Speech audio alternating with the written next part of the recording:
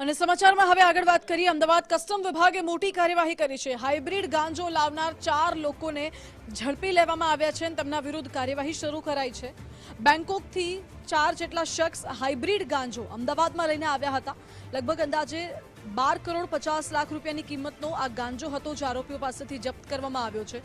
બેંકોકથી વાયા કુઆલાલુમ્પુર થઈને મલેશિયા એરલાઇન્સમાં આ શખ્સ આવ્યા હતા।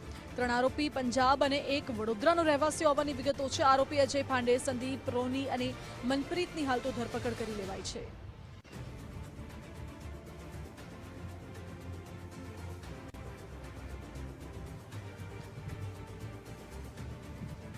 મહત્વપૂર્ણ છે કે આરોપીઓ બેગની અંદર ગાંજો એ પ્રકારે છુપાઈને લાવ્યા હતા કે કસ્ટમ વિભાગને આ ગાંજો બેગમાંથી કાઢવામાં પણ પરસેવો છૂટી ગયો હતો તેવો ઘાટ ઊભો થયો છે। અને આ દ્રશ્યોમાં જોઈ શકાય છે કે કેવી રીતે અલગ અલગ પ્રકારની મોડસ ઓપરેન્ડી અપનાવીને બેંકોકથી આ ગાંજાનો જથ્થો અમદાવાદ લાવવામાં આવ્યો હતો।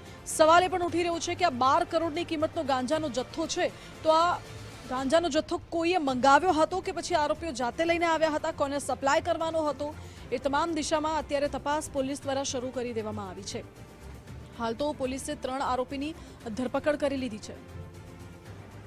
વધુ જાણકારી સાથે સંવાદદાતા અર્પિત દરજી જોડાઈ ગયા છે।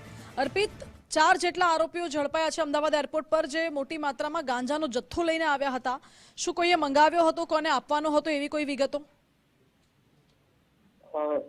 કસ્ટમ વિભાગ દ્વારા તપાસ કરવામાં આવી રહી છે, પણ એક મહત્વની અને મોટી સફળતા કસ્ટમ વિભાગને મળી છે, કેમ કે અત્યાર સુધી અમદાવાદ શહેર અને રાજ્યના અલગ અલગ વિસ્તારોમાં પોલીસ દ્વારા સખ્તાઈથી કાર્યવાહી કરી સક્રિયતાપૂર્વકની કાર્યવાહીના કારણે પેડલરો ઝડપાતા હોય છે અને સરસ ગાંજા જેવી માદક પદાર્થ ઝડપાતા હોય છે। પણ હવે કસ્ટમ વિભાગે પણ લગભગ મોટી કરોડોની સંખ્યામાં રકમનો આ ગાંજો ઝડપ્યો છે અને તેઓ બેંકોકથી વાયા કુઆલાલુમ્પુર થઈને મલેશિયા એરલાઇન્સમાં આવ્યા હતા, જેમની હાલ પૂછપરછ કરવામાં આવી રહી છે અને તેઓ ડિલિવરી ક્યાં કરવાના હતા અને કેટલા સમયથી તેઓ આ આખું જે ગાંજાનું હેરફેર છે એમાં સાથે સંડોવાયેલા હતા, તમામ બાબતની પૂછપરછ કરવામાં આવી રહી છે।